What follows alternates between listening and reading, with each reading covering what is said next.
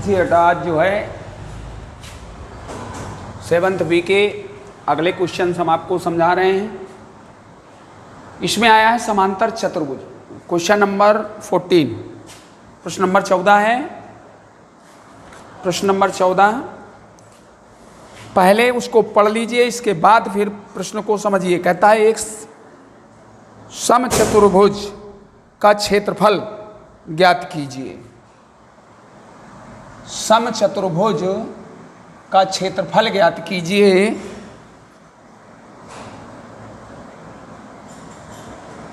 जिसके शीर्ष इसी क्रम में दिए हुए हैं आपके प्रश्न में 3,0, अगला बिंदु है 4,5, अगला बिंदु है -1,4 और अगला बिंदु है -2,-1 ये हैं। तो समचतुर्भुज का क्षेत्रफल ज्ञात कीजिए। अब समचतुर्भुज का क्षेत्रफल अगर वो कह रहा है तो समचतुर्भुज के क्षेत्रफल का सूत्र मालूम होना चाहिए। समचतुर्भुज का क्षेत्रफल होता है 1/2 विकर्णों का गुणनफल।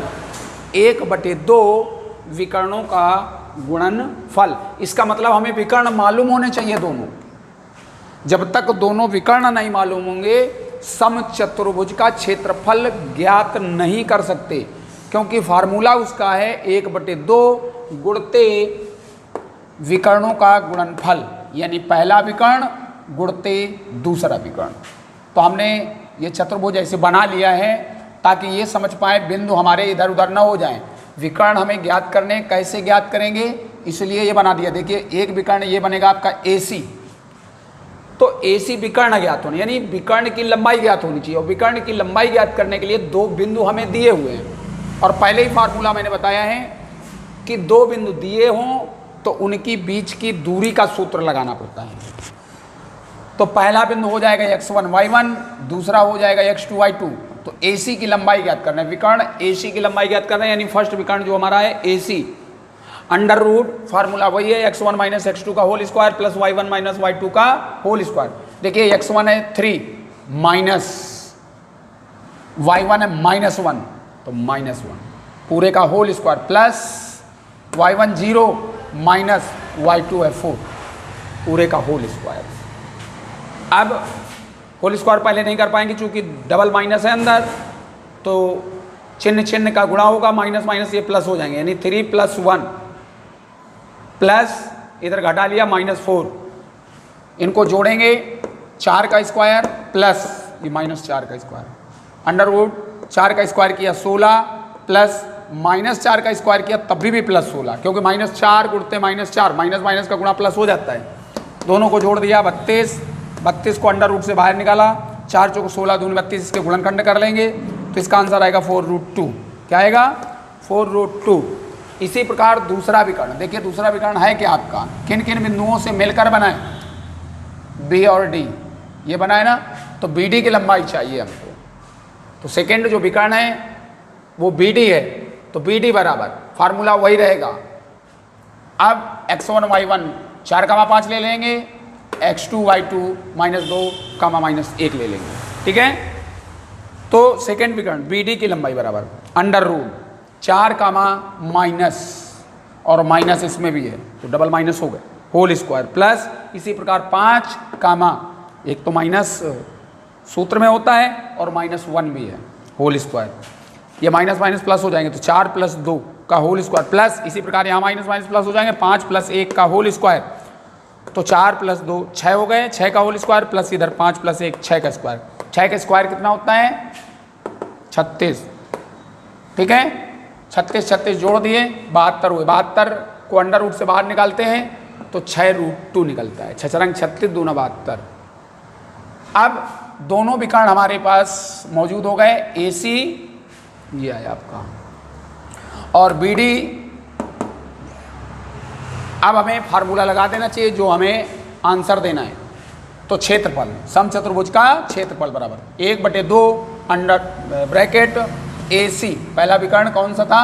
AC इंटू दूसरा BD, दोनों के मान लिख देंगे 1/2। AC आपने प्राप्त किया 4√2 इंटू बी डी प्राप्त किया 6√2, इनका गुणा कराया तो 6 चौको 24 और √2 का √2 से कराओगे 2 आएगा, तो 24 गुणते 2, ठीक है, 2 से 2 कट जाएगा, बचेगा 24। क्षेत्रफल है इसलिए आंसर जो हमारा प्राप्त होगा वो स्क्वायर यानी वर्ग में प्राप्त होगा, तो वर्ग इकाई मात्रक लिखना पड़ेगा 24 वर्ग इकाई। तो इस प्रकार से फार्मूला थोड़ा याद रखिए। फिर हमें विकर्ण ज्ञात करना है तो विकर्ण की लंबाई ज्ञात करनी होगी, और विकर्ण की लंबाई क्या होती है, जब दोनों बिंदु दिए हैं फर्स्ट एंड लास्ट बिंदु, तो अंडर रूट यानी उनके बीच की दूरी वाला सूत्र। आगे चलते हैं क्वेश्चन नंबर 15। कहता है बिंदु ए के निर्देशांक ज्ञात कीजिए जहां ए बी एक वृत्त का व्यास है। ए बी क्या है, वृत्त का व्यास, इसीलिए हमने चित्र बना दिया है, जिसका केंद्र 2, केंद्र क्या होता है, वो होता है, और केंद्र व्यास के अंत बिंदुओं का मध्य बिंदु होता है। व्यास के 2 अंत बिंदु होते हैं, उनका मध्य बिंदु होता है, बीचों बीच होता है ये, इसीलिए तो मध्य बिंदु होता है। तो मध्य बिंदु वाला ही हम सूत्र लगाएंगे, जो मध्य बिंदु के निर्देशांक ज्ञात करते हैं वही फार्मूला लगाएंगे। और बी के निर्देशांक दिए गए 1,4, तो ए के निर्देशांक पूछ रहा है आपको। ए के निर्देशांक को आप मान लीजिए x1 y1, तो माना बिंदु ए के निर्देशांक x1 y1 हैं और वृत्त का केंद्र मध्य बिंदु होता है, तो मध्य बिंदु के निर्देशांक वाई सूत्र लगाएंगे। मध्य बिंदु का निर्देशांक का सूत्र आपको लिखाया था x बराबर x1 प्लस x2/2, और y के लिए लगाया था y बराबर y1 प्लस y2/2, और मध्य बिंदु x और y थे, x1 y1 x2 y2 दोनों अंत बिंदु थे, यही था। तो देखिए x बराबर, x हमारा मध्य बिंदु है तो 2 प्रयोग करेंगे, बराबर x1 को x1 रखेंगे और x2 है आपका 1, ठीक है। कैसे गुणा कराएंगे तो 2 दूनी 4, x1 प्लस 1 को हम इधर पक्षांतर कर लाएंगे, तो 4 - 1 बराबर x1, घटा दिया तो 3 बराबर x1। x1 का मान कितना आ गया, 3। इसी प्रकार y1 का मान निकालेंगे तो मध्य बिंदु से ही निकालेंगे, क्योंकि मध्य बिंदु आपके पास है -3, y बराबर, तो y बराबर y1 प्लस y2/2, y का मान रख दिया -3 बराबर y1 आपको प्राप्त करना है, प्लस y2 है 4, y2 कितना है और बटे 2, कैंची गुणा कराया तो ये -6 हो गया, बराबर y1 प्लस 4 को इधर लाएंगे ये भी माइनस का हो जाएगा, तो ये माइनस के हो जाएंगे 10, y1 बराबर -10। और बिंदु जो ए था उसके निर्देशांक थे आपके x1, y1, तो x1 आया 3 और y1 आया -10, इसलिए 3, -10। तो यह आपका एक अंत बिंदु, दूसरा जो था वो प्राप्त हो गया व्यास का।